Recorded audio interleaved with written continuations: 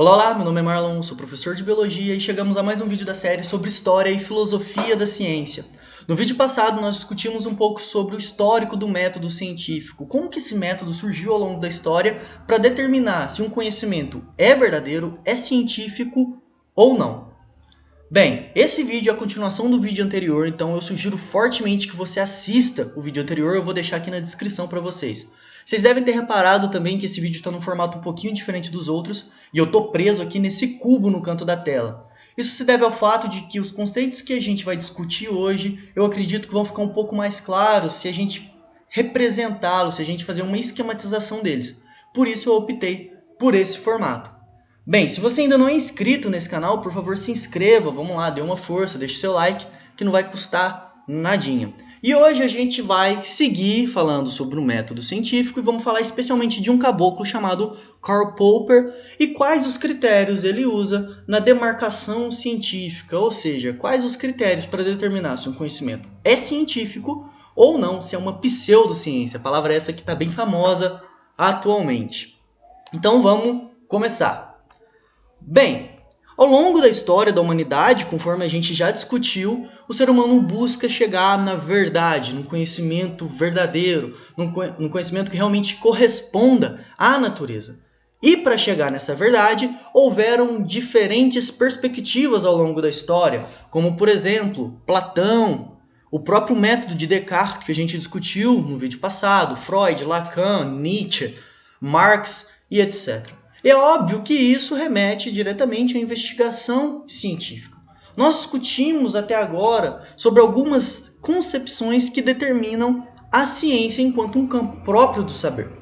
Ao longo da história do pensamento, houveram debates acalorados sobre a natureza do conhecimento científico e como delimitar esse negócio. Nós já vimos as propostas de Roger Bacon, de Francis Bacon, de René Descartes, e de Auguste Comte com seu positivismo lá no século XX. Sem dúvida nenhuma, o século XX foi um século muito importante para a filosofia da ciência, onde grandes pensadores surgiram e avançaram bastante nessa discussão sobre o conhecimento científico e todas as suas relações. E a gente pode destacar aqui 4 grandes pensadores do século XX, como Fleck, Bachelard, o Thomas Kuhn, que é um golden boy aí da filosofia da ciência, e o Karl Popper, que é o carinha, o malandro que a gente vai discutir hoje. Então, bem, lá no século XX surge um pensador austro-britânico chamado Karl Popper. E ele se preocupava também com a natureza do conhecimento científico e como essa ciência se organiza e como delimitar esse negócio sobre o que é científico e o que não é científico. Bem, a tarefa do cientista é delimitar leis e teorias e para isso ele precisa de um método. E nós vimos com Bacon a perspectiva indutiva ou indutivista de perceber a ciência. Essa perspectiva, ela segue o princípio ou pressuposto que para eu descrever uma lei, eu preciso testar repetidamente, colher e registrar todos esses dados, esses resultados que eu obtenho, aguardar que isso se repita com outros pesquisadores, para então a gente ter esse conhecimento ser considerado como válido. Então, o método indutivo, ele pressupõe partir de premissas particulares que a gente observa, então isso é importante, o método indutivo ele parte da observação, e a partir dessas observações particulares, a gente consegue concluir uma verdade universal. Então, por exemplo aqui, se a gente tem A igual a 1, B igual a 2, C igual a 3, D igual a 4, a gente induz, a partir desses casos particulares, que a conclusão mais óbvia é que E é igual a 5. O método indutivo incomodava muito o Karl Popper. Por quê? Porque o método indutivo simplesmente faz inferências passando de enunciados particulares ou experimentos particulares para chegar em verdades, enunciados universais.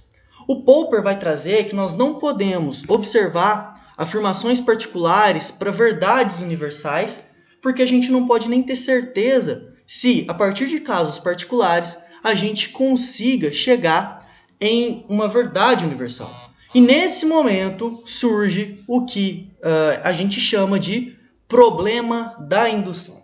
Então vamos explicar, vamos dar um exemplo desse negócio para ver se a gente consegue entender de fato o que é esse tal problema da indução. Então vamos imaginar que a gente esteja um ano inteiro observando cisnes num lago e todos os cisnes que a gente observou nesse ano em diferentes condições sejam brancos. Então a gente observa um número grande, por exemplo, 10 mil cisnes durante um ano em diferentes condições. E a partir desse número abrangente de 10 mil cisnes, todos os cisnes que a gente observou são brancos. E aí a gente conclui, a gente enuncia que todos os cisnes do mundo todo são brancos. Esse então parece um argumento bastante razoável, que explica realmente, eu vi um número gigantesco de cisne, então todos os cisnes são brancos. Cadê o problema da indução então? Bem, de um ponto de vista lógico, essa conclusão de que todos os cisnes são brancos não é válida, porque essa informação ela vai transcender o que foi observado. Como assim? Quer dizer que eu observei 10 mil cisnes, mas não existem somente 10 mil cisnes no mundo. Então eu não observei todos os cisnes. Eu estou tirando uma conclusão que vai ultrapassar aquilo que eu observei. Uma lei da natureza, ela se sustenta afirmando ser válida para todos os casos, para todos os objetos, em todos os tempos da natureza. Ou seja, eu estou afirmando que esses cisnes que eu não observei também são brancos. As minhas observações se restringiram a um número minúsculo de cisnes comparado ao número de cisnes que a lei abrange, por exemplo. Então a gente observou 10 mil cisnes, e 10 mil cisnes realmente é um número bom, um número amplo, abrangente. Mas será que desses 10 mil cisnes que eu observei, eu posso dizer que o que eu observei se aplica a 1 milhão, a todos os cisnes que existem no mundo? O problema é que basta que surja um único cisne de outra cor, aqui por exemplo um cisne negro, para que toda a minha indução, todo o meu enunciado caia por terra. Então, em resumo, o problema da indução se deve ao fato de que não importa o número de experimentos, o número de observação ou fatos particulares que eu consegui observar. Jamais, nunca eu vou conseguir de fato provar que a minha observação corresponde a 100% da natureza. Porque tudo que eu observo é simplesmente um recorte da natureza. Eu jamais vou conseguir observar 100% dos casos. Por isso que isso se configura como um problema. E esse é o problema, chamado de problema da indução, que o Popper vai se debruçar ao longo aí dos seus trabalhos. Bem, então, de forma geral, existem duas maneiras de perceber ou se aproximar da ciência. E a gente já discutiu isso no vídeo anterior. A gente tem um método que a gente chama de método indutivo e o que a gente chama de método dedutivo. O método indutivo, conforme a gente já discutiu, ele parte da observação ou experimentação particular. E a partir de um conjunto de observações ou experimentações, eu vou construir uma hipótese que explique esses casos particulares que eu observei. E essas hipóteses, então, elas vão culminar em leis, em teorias universais. Então, eu parto da observação particular e chego em teorias universais. Eu passo do particular para o geral. O lado oposto é a explicação dedutiva, em que eu passo do geral para o particular. Então, para começar, o método dedutivo ele não parte de uma observação, ele parte de um problema. E a partir desse problema real, concreto que surge, eu formulo uma hipótese. E essa hipótese ela é testada para saber se de fato corresponde à natureza. E aí eu vou ter os meus resultados que vão culminar em teorias, enunciados, leis científicas. Então, o dedutivo eu parto do geral pro particular e do indutivo eu vou do particular pro geral. Então, Popper ele estabelece o que ele chamou de método dedutivo de teste. Na elaboração de uma teoria, a gente vai ter basicamente dois momentos.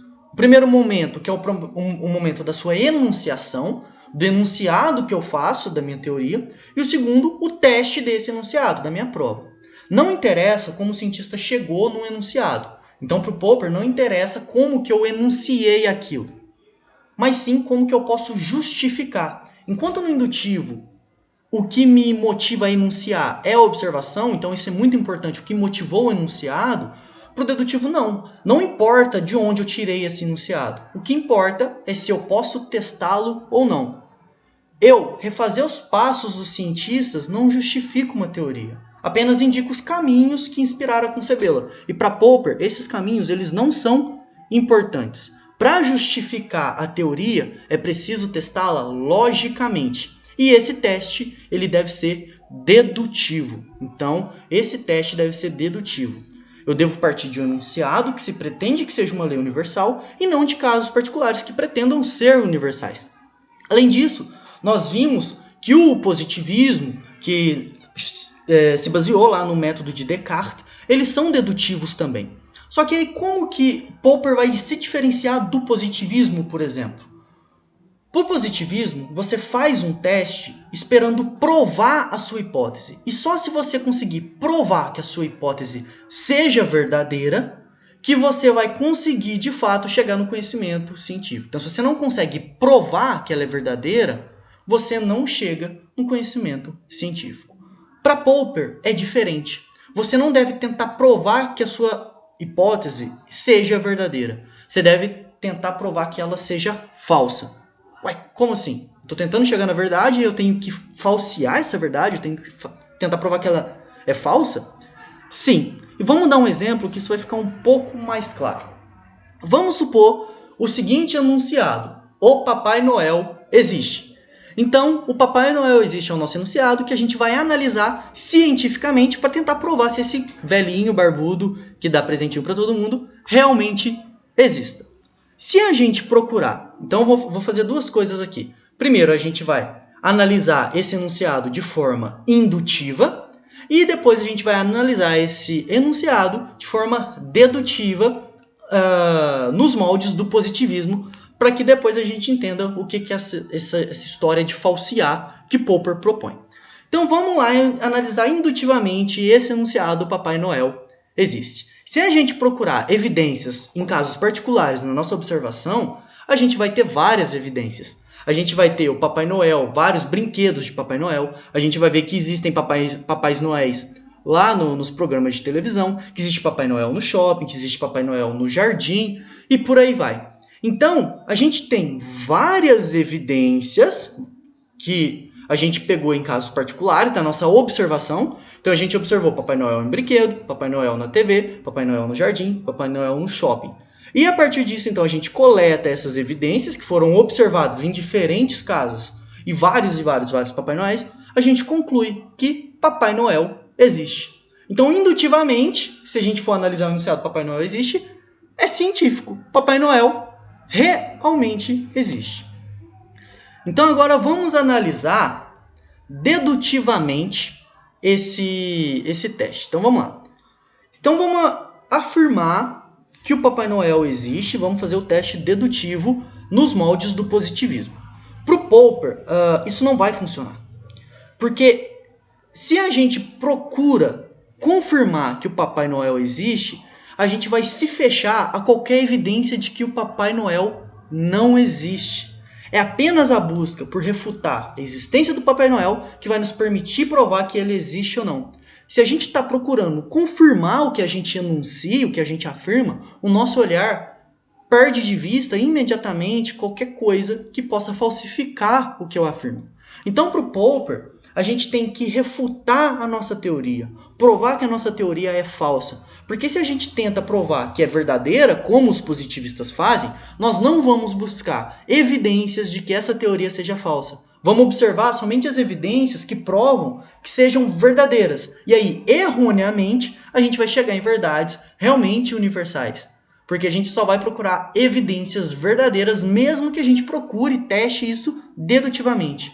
Por outro lado, se a gente refutar essa teoria, tentar provar que ela está errada, e mesmo tentando provar, buscando tudo, tentando provar que ela está errada, essa afirmação se mantiver verdadeira, então quer dizer que essa teoria resiste. Ela foi sido posta à prova, mas ela resistiu a partir de testes que tentaram provar sua falsidade. Então ela deve de fato ser verdadeira. Então as ideias elas devem ser colocadas à prova.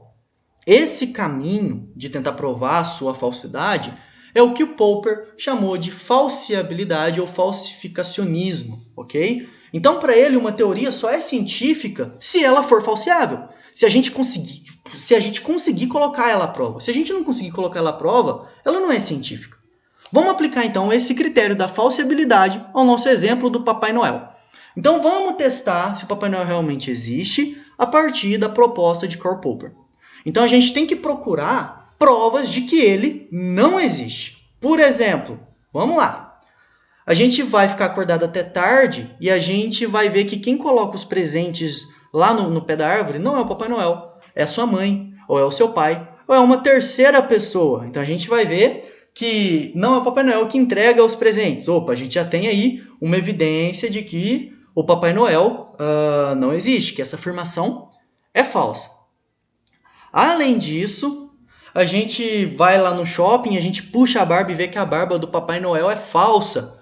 Opa, um segundo ponto aí. Então a gente está procurando evidências de que Papai Noel não existe, a gente encontra, a gente consegue falsificar a afirmação de que Papai Noel existe. O velhinho foi desmascarado. Poxa, ele vai ter que realmente ir para a cadeia. Ele é falso, não é científico, é descartável. Então, o que acontece? A gente só pode confirmar que o Papai Noel existe fazendo de tudo para provar que ele não existe. E se a gente falhar em tentar provar que ele não existe, então, de fato, ele deve existir mesmo. Mas a gente consegue, de fato, a partir de evidências, provar que ele não existe cientificamente. Portanto, a gente vai ter uma crença sobre determinado assunto, e aí a gente precisa colocar a nossa crença à prova de tudo quanto é maneira possível. Então a gente precisa testar a teoria. E se a gente testa a teoria e consegue refutar essa teoria, ou seja, provar que ela é falsa, a gente precisa estar disposto a abrir mão das nossas crenças. Então, a ideia de Popper é a seguinte: a gente vai ter a nossa investigação e a gente vai passar pelo teste da falsidade, né? A gente vai falsificar ou falsear a nossa teoria. E se ela for falsificada, não é científico. E é o que Popper chama de pseudociência. Mas, se ela é colocada à prova, ela é testada e ela resiste ao teste, a gente não consegue encontrar evidências de que ela seja falsa, isso vira, de fato, um conhecimento científico, uma teoria científica. Então, para que a gente chegue ao conhecimento científico, a gente tem esse novo método, que o Popper chama de método hipotético dedutivo. O conhecimento científico ele deve ser falseável. Assim, a função do cientista não é provar que verdades absolutas existem, mas sim tentar provar que essas verdades estão erradas. A gente não pode nunca provar que um conhecimento é verdadeiro, mas a gente pode sim provar que esse conhecimento é falso. Quanto mais a teoria resiste aos testes, mais forte ela fica, portanto. Então, isso é muito importante, porque para Popper o conhecimento científico ele é provisório. A gente não chega em verdades absolutas, a gente não chega no estado positivo que os positivistas pregam. Na verdade, a gente tem teorias que são colocadas à prova. Então, Deus existe? Deus existe não pode ser um enunciado científico. Por quê? Porque a gente não consegue botar ele à prova de forma concreta, a gente não pode falseá-lo. Portanto, não é uma pergunta que, de fato, esteja relacionada com o campo científico, por exemplo. Aí que está. Esse é o critério determinado por Popper para demarcar a ciência, para definir o que um conhecimento é científico ou não. Se eu puder testar e colocar à prova, provar que é falso, se eu puder testar que é falso ou não, é sim algo científico. Ou é algo que pertence ao campo das ciências. Se eu não posso botar a teste para refutá-lo, portanto, não cabe à ciência versar sobre esse assunto. E está aí o método hipotético dedutivo de Popper. E vamos ver então, rapidamente, no que ele consiste, quais são as suas etapas. Então, diferentemente do método indutivo, o método dedutivo ele surge de um problema. Então, o cientista procura resolver um problema. E nosso exemplo aqui, o problema é o seguinte: como se formam os vermes da carne? Se formam de forma espontânea ou tem uma outra explicação? Então, esse é o meu problema. Eu quero resolver isso aqui, ok? E aí, o que eu vou fazer? Eu vou formular uma hipótese explicativa. Eu vou observar o meu problema, vou coletar dados empíricos que sejam possíveis a partir daquele problema exposto ali para mim e vou formular uma hipótese, uma possível explicação para aquele fenômeno. Os vermes são causados pelas moscas em contato com a carne. Então não é de forma espontânea. Essa é a minha hipótese. Uma vez que eu formulo essa hipótese, eu vou fazer o teste. No método positivista, esse teste vai tentar provar que realmente os vermes eles são causados pelas moscas. Ele vai tentar provar que isso é verdadeiro, vai fazer um teste de corroboração. No caso da perspectiva popperiana de Popper, vai tentar provar que esse enunciado é falso. Vai botar esse enunciado a um teste. E qual que é o teste? O teste você vai tentar deduzir as consequências a partir dessa hipótese. Por exemplo, então se são as moscas, na minha hipótese, são as moscas que causam, então talvez, se eu não deixar as moscas ter contato com a carne, não tenha, então, os vermes. Essa é uma dedução. Então, note que eu estou pegando aqui um enunciado geral para ver se depois ele se aplica a casos particulares. E não partindo de várias carnes cheias de verme para concluir uma verdade universal. Então, se as moscas forem mantidas afastadas da carne, nelas não vão se desenvolver nenhum verme. E como é que eu vou testar isso? Bem, vou pegar a carne, vou botar em frascos separados, uma eu vou deixar aberto, em contato com as moscas, e outra eu vou deixar fechado. E aí eu vou ver. E nesse momento são duas possibilidades que podem acontecer. Pode acontecer de, no frasco aberto, ter verme e no frasco fechado não ter. E aí, nesse caso, a minha hipótese ela foi comprovada. Então, a minha hipótese ela realmente resistiu ao teste. Ou pode acontecer de, nos dois dá verme ou nenhum dá verme. Nesse caso, a minha hipótese foi falseada. Então, note que a hipótese ela é falseável. Por isso, ela pertence ao campo da ciência. Então, esse é o critério para demarcar. No caso, se acontecer da minha hipótese ser falseada, eu vou voltar ao meu problema e vou formular hipóteses diferentes. Então, eu tenho que estar disposto a abrir mão dessa minha crença, da minha hipótese inicial, e vou formular uma outra hipótese que explique isso. Caso a minha hipótese seja corroborada, eu vou procurar fazer outros testes, mais e mais e mais testes, para ver se eles realmente, para ver se a minha hipótese ela realmente resiste. E aí, se ela resistir aos testes, ela se torna uma teoria científica, que é o maior grau de comprobabilidade de um conhecimento científico. E assim eu consigo demarcar esse conhecimento como científico. Portanto, note que aqui no caso de Popper, a minha hipótese ela tem que ser falseável. Se ela não for falseável, se eu não conseguir colocar ela à prova, ela não é científica, ela é pseudociência. Assim como é, por exemplo, a questão dos signos. Os signos eles não podem ser colocados a teste, portanto, não é científico, é uma pseudociência. Tranquilo? Então, esse é o método que Popper propõe para demarcar o conhecimento científico, para demarcar a ciência. Então, eu peço mais uma vez que vocês se inscrevam, eu agradeço desde já. E por favor, se vocês gostaram desse formato, deixem aí no comentário para saber se a gente continua mantendo esse formato, se a gente volta para o formato anterior, de maneira que contemplem vocês da melhor maneira possível. Muito obrigado e até mais!